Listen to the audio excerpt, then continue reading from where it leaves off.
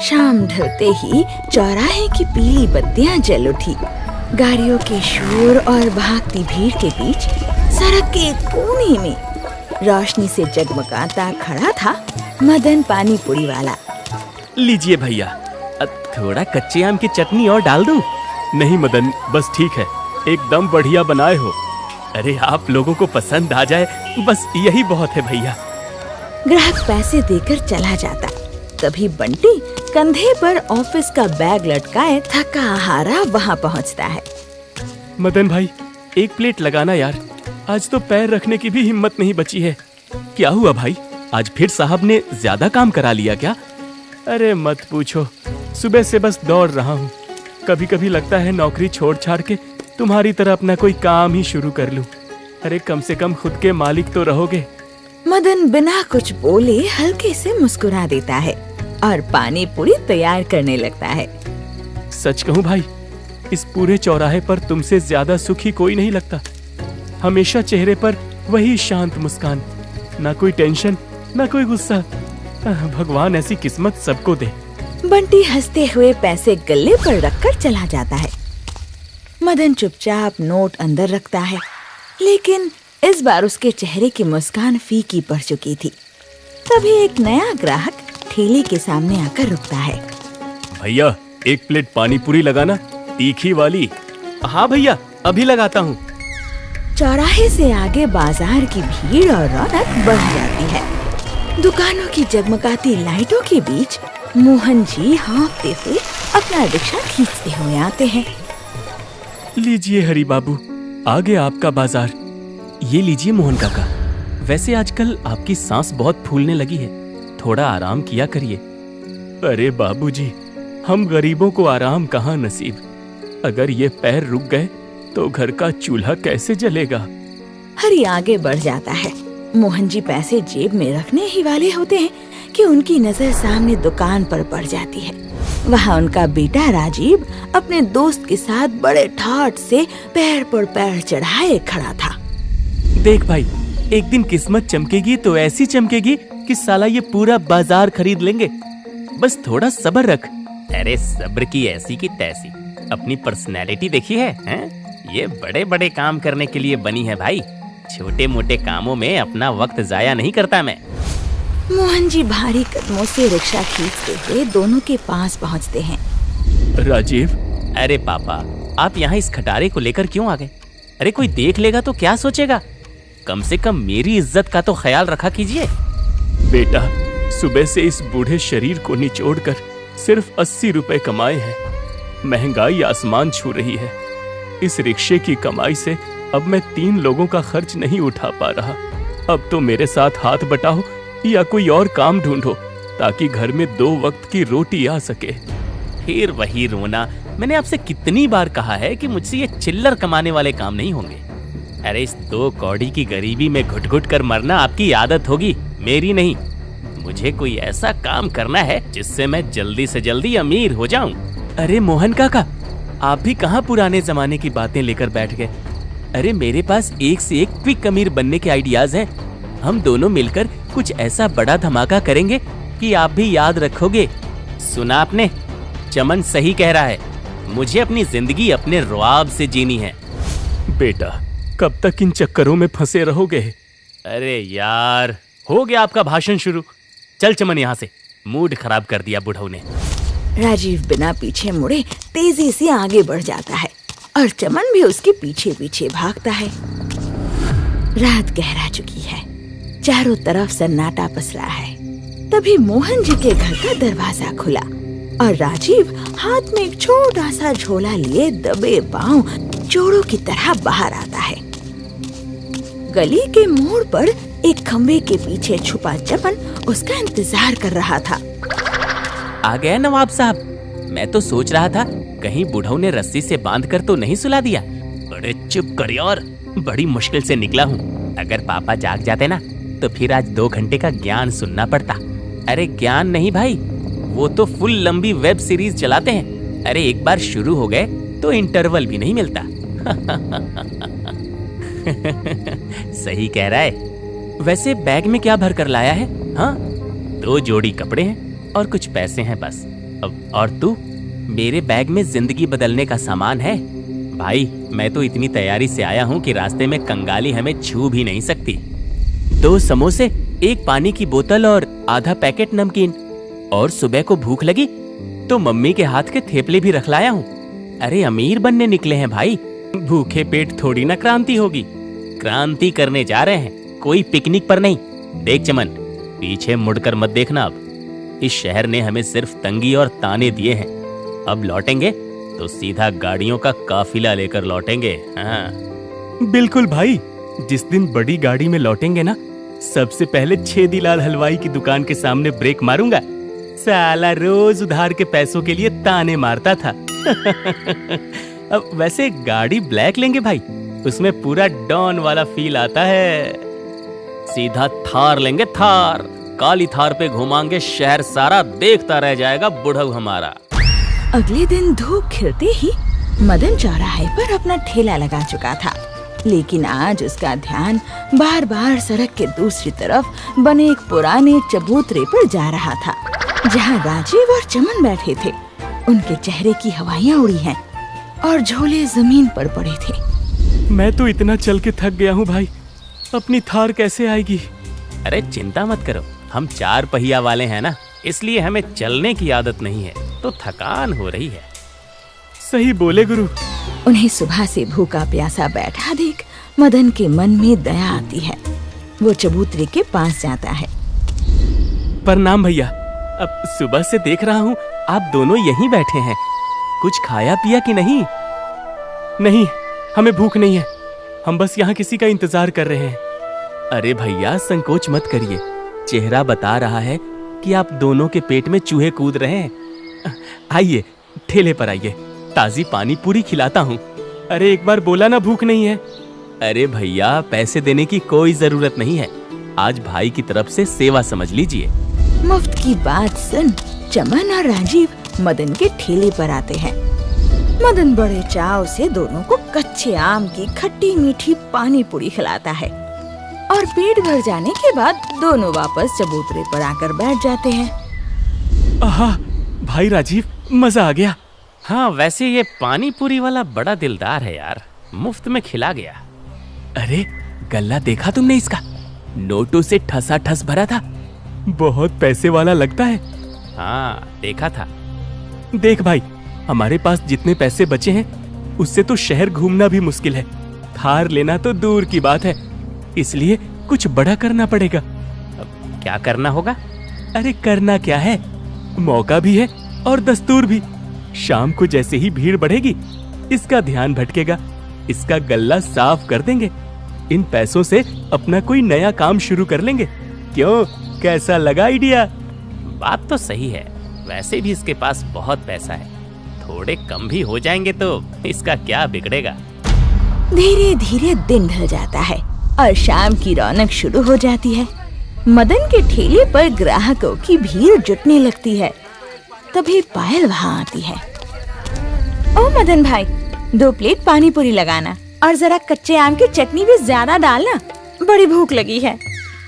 अरे पायल दीदी, बस 2 ही मिनट। मदन चटनी का बर्तन उठाता है, लेकिन देखता है बर्तन तो खाली हो चुका है। अरे रे, कच्चे आम की चटनी तो खत्म हो गई। अब दीदी बस 5 मिनट रुकिए, मेरा घर पास में ही है, मैं दौड़कर चटनी ले आता हूँ। हाँ हाँ जाओ मदन भाई, पर जल्दी आना। तब तक राशन की दुकान पे 2-4 सामान खरीदने हैं, मैं वो ले आती हूँ। हाँ ठीक है दीदी। पायल वहाँ से दुकान की ओर बढ़ जाती है। तब मदन चबूतरे पर बैठे राजीव और चमन को आवाज देता है। ओ भैया जरा सुनना। क्या हुआ? मैं 5 मिनट में घर से चटनी लेकर आ रहा हूँ, तब तक जरा ठेले पर नजर रखना तो। हाँ हाँ मदन भाई, आप बेफिक्र होकर जाओ, हम खड़े हैं ना यहाँ। मदन तेजी से गली की तरफ भागता है। उसके जाते ही राजीव और चमन एक दूसरे को देखते हैं। चमन तुरंत ठेले के पीछे जाता है और गले में हाथ डालकर नोटों का बंडल निकाल लाता है। भाई राजीव, खजाना हाथ लग गया, हमारे तो भाग खुल गए भाई। देखूं तो कितने पैसे हैं। अबे ओए, नोटों की गिनती बाद में करना, पहले इसे जेब में ठूस, कोई देख लेगा। अरे यार, ये पैंट की जेब छोटी है या नोट ज्यादा है, घुस ही नहीं रहा। अरे जल्दी झोले में डाल। अरे हाँ हाँ, कर रहा हूँ। अरे उसने कहा था कि उसका घर पास ही में है, वो आता ही होगा, चल भाग। दोनों दोस्त नोटों का बंडल थामे बदहवास होकर बाजार की संकरी गलियों और भीड़ भाड़ वाले रास्तों से होते हुए बिना पीछे मुड़े शहर की सीमा से दूर भागने लगते हैं। भाई अगर वो पीछे से आ गया ना तो कच्चे आम की चटनी की जगह हमारी चटनी बना देगा। भाई जरा तेज पैर चला। तूने ये सब चोरी करने से पहले नहीं सोचा? ये चोरी कर झट से अमीर बनने वाला आइडिया तेरा ही था, इसलिए अब बातें मत कर और चुपचाप भाग यहाँ से। भागते भागते दोनों दोस्त बाजार से काफी दूर एक सुनसान गली में पहुँचते हैं। राजीव घबराहट में बार बार पीछे देख रहा था कि तभी अचानक वो सामने से आ रही एक बुजुर्ग औरत से जोर से टकरा जाता है। अरे देखकर नहीं चल सकती क्या माताजी? कहाँ ध्यान है आपका? माफ करना बेटा, तुम ठीक तो हो ना? बहुत घबराए हुए लग रहे हो। हाँ मैं ठीक हूँ, चल चमन निकल यहाँ से। राजीव और चमन तेज कदमों से आगे बढ़ने लगते हैं। तभी विमला की नजर जमीन पर पड़ती है, जहाँ राजीव की जेब से एक 10 का नोट गिर गया था। अरे बेटा सुनो, रुको तो जरा। क्या है माताजी, क्यों रोक रही हो? अरे हमें देर हो रही है, जरूरी काम है। विमला पास आकर अपने हाथों से 10 रुपए का नोट राजीव की तरफ बढ़ाती है। बेटा, भाग दौड़ में तुम्हारी जेब से ये पैसे गिर गए थे। तुम्हारी मेहनत की कमाई है, इसे यूं रास्ते में मत छोड़ो, संभाल कर रखो। अब ये 10 रुपए, मात्र 10 रुपए के लिए आपने मुझे रोका? अरे बेटा, ईमानदारी की कमाई 1 रुपया हो या 10, उसकी कीमत बहुत बड़ी होती है। तुम दोनों बहुत थके और परेशान दिख रहे हो, आराम से जाना। भगवान तुम दोनों का भला करे। विमला आगे बढ़ गई। राजीव वही पत्थर की तरह मूर्त बना खड़ा रहा। उसके हाथ कांपने लगते हैं और आंखों में पछतावे के आंसू तैर आते हैं। ओए, क्या हुआ? ऐसे क्यों खड़ा है? अरे मदन का नोटों का बंडल मेरे पास सुरक्षित है, उसमें से 1 रुपया भी नहीं गिरा है। अब चल यहाँ से। चमन, हम लोग इंसान हैं या जानवर हैं? क्या मतलब? कहाँ हम उस सीधे साधे पानी पूरी वाले के हजारों रुपए चुरा कर भाग रहे हैं, और कहाँ ये बूढ़ी औरत मेरे गिरे हुए 10 रुपए लौटाने चली आई। साला अपनी ही नजरों में गिर गया हूं मैं। मुझे नहीं चाहिए ये चोरी की थार, मेरा दम घुट रहा है इस पाप के बोझ से। पर भाई, अब तो चोरी हमने कर दी है, अब क्या करेंगे? वापस गए तो पुलिस पकड़ लेगी। पुलिस पकड़े या मारे मुझे फर्क नहीं पड़ता, मैं ये पैसे वापस करूंगा। वो देख, वो माताजी जा रही है ना, चल इनके पीछे चल, हम इनके जरिए ये पैसे पानी पूरी वाले तक पहुंचा देंगे। तो अभी पैसे दे देते हैं ना इनको? नहीं, सड़क पर किसी ने देख लिया तो डंडे पड़ेंगे। चुपके से मुंह ढक और हम माताजी के घर पहुंचकर इनको पैसे दे देंगे और कह देंगे कि उस पानी पूरी वाले तक पहुंचा दे। अरे ये बुजुर्ग हैं, इनको कोई कुछ कहेगा भी नहीं। भाई तू जहाँ जाएगा तेरा ये दोस्त तेरे साथ ही रहेगा, चल। राजीव और चमन चुपके से विमला का पीछा करते हैं। विमला गली की मोड़ पर बने एक बेहद छोटे और जर्जर मकान के अंदर जाती है। राजीव और चमन दबे पांव चलकर उस घर की खिड़की के पास आकर खड़े हो जाते हैं और अंदर का नजारा देखते ही उनकी आंखें फटी की फटी रह जाती है। भाई, ये तो मदन का घर है। अंदर फर्श पर बैठा मदन जमीन पर पड़े कुछ सिक्कों को कांपती उंगलियों से समेट रहा था और उसके पास ही व्हीलचेयर पर उसकी छोटी बहन गुड़िया बैठी थी। भैया, आप रो मत ना, आप तो हमेशा मुस्कुराते हो, फिर आज ऐसे हिम्मत क्यों आ रहे हो? सब ठीक हो जाएगा भैया, भगवान है ना, वो सब देख रहा है। अरे कैसे ठीक होगा गुड़िया, सब खत्म हो गया, मैं लुट गया रे छोटी, सब खत्म हो गया। भैया, सिर्फ पैसे ही तो चोरी हुए हैं ना, आप सही सलामत हो, माँ ठीक है, तो फिर डर किस बात का? पैसे तो आप मेहनत करके दोबारा कमा लोगे और हम घर का खर्च थोड़ा कम कर देंगे।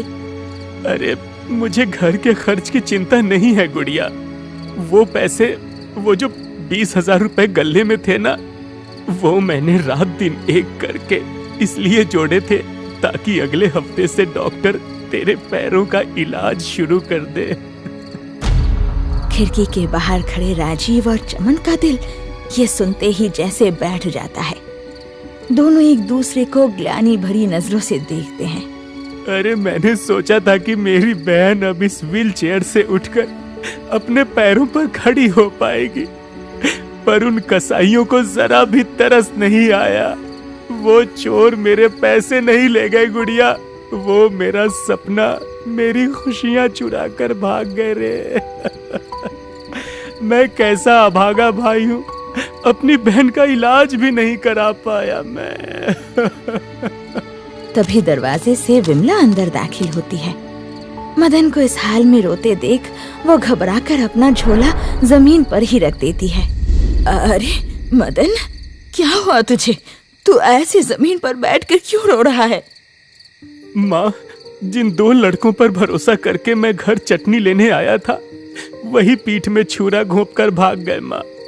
गुड़िया के ऑपरेशन का सारा पैसा ले गए वो। हे भगवान, ये कैसा न्याय है तेरा? मेरे बच्चे ने कभी किसी का बुरा नहीं किया। वो इंसान थे या कसाई, भगवान उन्हें कभी माफ नहीं करेगा, कभी नहीं। ग्लानि और भारी पछतावे से भरे राजीव से अब और रुका नहीं जाता। वो अपनी आंसू पोंछता है और पैर पटकते हुए सीधे घर के अंदर दाखिल हो जाता है। उसके पीछे पीछे चमन भी सिर झुकाए अंदर आता है। अरे आप दोनों, आप यहाँ कैसे? माँ, यही हैं वो लोग जिन्होंने गुड़िया के इलाज के पैसे चुराए थे। राजीव बिना कुछ बोले सीधा मदन के पैरों में गिर जाता है और फफक फफक कर रोने लगता है। हमें माफ कर दो मदन भाई, हमसे बहुत बड़ी भूल हो गई भाई। मदन भाई, ये लो तुम्हारे पूरे 20,000 रुपए, 1 रुपया भी कम नहीं है इसमें। हमें माफ कर दो भाई, हमसे बहुत बड़ा पाप हो गया है। तुम दोनों ने ऐसा क्यों किया भाई? मैंने तो तुम दोनों को अपना मेहमान समझकर आदर दिया था ना। तुम पर भरोसा करके तुम्हारे जिम्मे दुकान छोड़कर आया था ना। हम जिम्मेदारी से भागकर रातों रात अमीर बनने निकले थे, लेकिन बाहर सड़क पर तुम्हारी माँ ने जब मेरा गिरा हुआ 10 रुपए का नोट लौटाया तो मेरी सोई हुई आत्मा जाग गई। हम तुम्हारे गुनहगार हैं मदन भाई, चाहे तो पुलिस को बुलाकर हमें जेल भिजवा दो, पर हमें माफ कर दो। विमला राजीव के सर पर हाथ रखती है। उठो बेटा, उठो, हमने तुम दोनों को माफ कर दिया है। भैया देखा, भगवान ने हमारी सुन ली, हमारे पैसे भी वापस आ गए। मुझे पुलिस को नहीं बुलाना भाई। जिसने अपनी गलती मान ली और किसी की बेबसी देखकर उसका दिल पिघल गया, वो पापी नहीं हो सकता। तुमने मेरी बहन की खुशियां मुझे लौटा दी, यही मेरे लिए बहुत है भाई। मदन भाई, आज तुमने और तुम्हारी माँ ने हमें सिर्फ माफ नहीं किया, बल्कि हमें नया जीवन दिया है। अब मैं कभी शॉर्टकट से अमीर बनने के सपने नहीं देखूंगा। मैं भी मेहनत की कमाई खाऊंगा। हाँ, कल सुबह ही मैं वापस अपने पापा के पास जाऊंगा और उनके साथ रिक्शा चलाकर ईमानदारी की कमाई से उनका हाथ बटाऊंगा। जुग जुग जियो मेरे बच्चों। आज तुम दोनों ने इस बूढ़ी माँ के दिल को ठंडक पहुंचाई है। ईमानदारी के रास्ते पर चलोगे तो भगवान हमेशा बरकत देगा तुम्हें। अगली सुबह सूरज की पहली किरण के साथ ही राजीव और चमन अपने गांव वापस लौट आते हैं। मुख्य सड़क के मोड़ पर चमन की नजर मोहन जी पर पड़ती है। राजीव, वो देख, मोहन काका। मोहन जी एक सवारी को पीछे बिठाए पूरी ताकत लगाकर रिक्शा खींच रहे थे।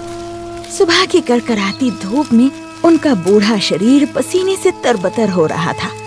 पैर कांप रहे थे और हर सांस के साथ छाती जैसे धाकनी की तरह चल रही थी। पापा, रुक जाइए।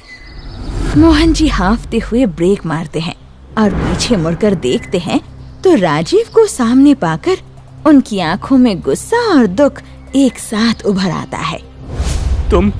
तुम यहाँ क्या कर रहे हो? चले गए थे ना अपनी बड़ी दुनिया में अमीर बनने। जाओ, इस बूढ़े आदमी को तुम्हारी कोई जरूरत नहीं है। चले जाओ यहाँ से। राजीव रोते हुए अपना झोला चमन की तरफ बढ़ाता है। चमन, पकड़ इसे। मुझे माफ कर दो पापा, मैं बहुत बड़ा नालायक हूँ, मैं गधा हूँ। अपनी झूठी शान के चक्कर में आपकी तकलीफ को देख ही नहीं पाया। मुझे माफ कर दो पापा। आप उतरिए, इन्हें जहाँ जाना होगा मैं छोड़ दूंगा। आप उतरिए रिक्शा से। राजीव, ये क्या कह रहे हो तुम? पापा प्लीज, पापा मुझे माफ कर दीजिए। पापा आप नीचे उतरिए ना, बहुत खींच लिया आपने इस परिवार का बोझ। अब आपकी जगह आपका बेटा खड़ा होगा। मोहन जी भीगी आंखों से अपने बेटे को देखते हैं और रिक्शे से उतर जाते हैं।